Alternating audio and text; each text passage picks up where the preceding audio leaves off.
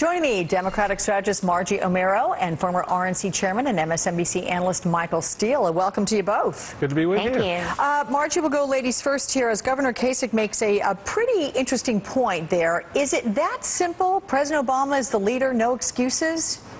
Well, of course he's the leader, and of course voters view him that way. But I got to tell you, Alex, when I do focus groups and I travel around the country and I talk to voters, they're pointing the finger at Congress and at members of Congress. And it's Congress, not the president, that has record low approval ratings, and it's gotten worse since Republicans took over in 2010. So it's really Congress that voters say is really to blame, the bickering, the do-nothing Congress that we have.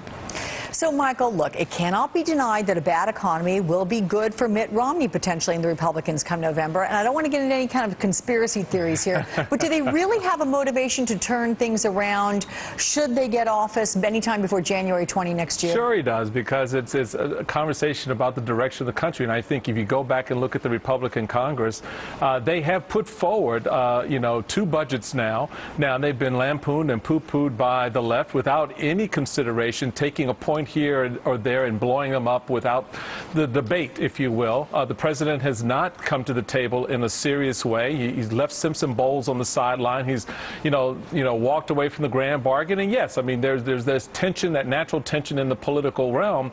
But at the end of the day, it boils down to policy. And to the first point that you made, yes, the buck stops with the president. Ultimately, he's got to help move that agenda forward. It's not enough to sit and look backward to what George Bush did or didn't do, but how you're going to advance the argument. And so those focus groups also may not like Congress, but they're not that thrilled about the economy. They're not that thrilled with the right track, wrong track of the country. So there is a lot of work for this president still to do. Margie, let's take a listen to another clip of the Governor Kasich I'm talking about on Meet the Press. Here it is. You have a president. He opens up with Bain Capital, attacking on that. Now they're trying to attack Romney. Let me ask you a question. What is the president for? I don't understand what their plan is. So when you don't have a very good record, you know what you do in politics? You attack your opponent and try to shift the blame. So those are fighting words right there. Has the president adequately explained his policies?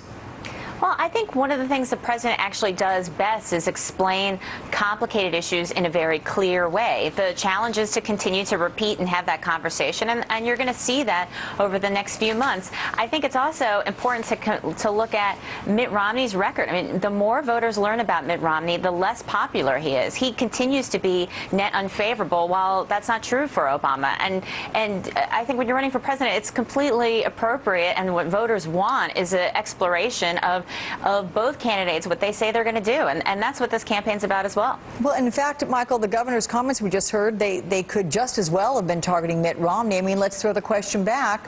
What specifically is Romney's actual plan in terms of policies, legislation? Well, I think, to the first part of that, I think, you're right. The president does do a great job explaining, but the problem is there's no follow-up. There's no policy that's been put through the Congress or coming out of the Senate where the Democrats have controlled for the duration of his term. The reality of it is Romney has put forward a comprehensive approach to how he would turn the economy around by looking at reducing the spending of the government, taking another look at the health care law and making sure that we're not putting that burden on the back of small businesses. He has emphasized the role of small businesses, 20% marginal tax cuts across the board, looking at capping the regulations that are stymieing the ability for small business owners to get back and invest in this market. So there are a number of things that Romney's put out there. More of that's going to come. This is going to be a grand debate, not just about a grand bargain,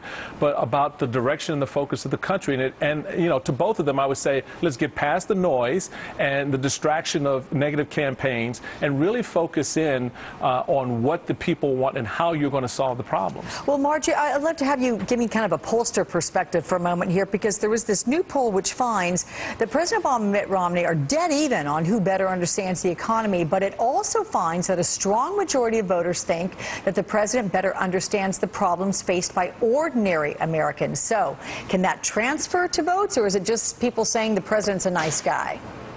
It absolutely transfers to votes. I mean, what voters want to see is the intersection of policy and personality, and they want someone who can relate to them, not just for relating's sake, but also because they want policies that will help improve the situation of folks like them. And that's a real clear contrast between the president and Mitt Romney. Not just that the president does a better job of relating to voters on a human level better than Mitt Romney, which he does, but also has a much higher priority on policies that really affect the middle class, which Mitt Romney doesn't. You know, Michael, it is a pretty big number for Mitt Romney to try to get past there in terms of that. You add to that the fact that he's disclosed he's worth approximately $250 million. Right. His campaign is built upon the fact that he has a successful career in high finance.